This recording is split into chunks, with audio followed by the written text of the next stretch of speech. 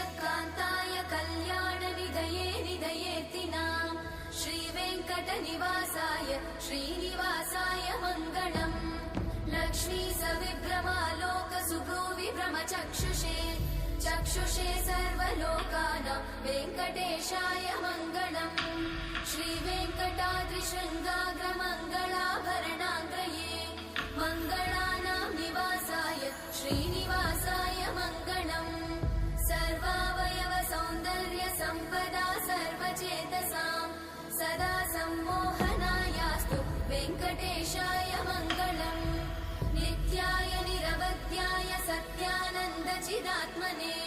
सर्वान्तरात्मने श्रीमद् वेङ्कटेशाय मङ्गलम्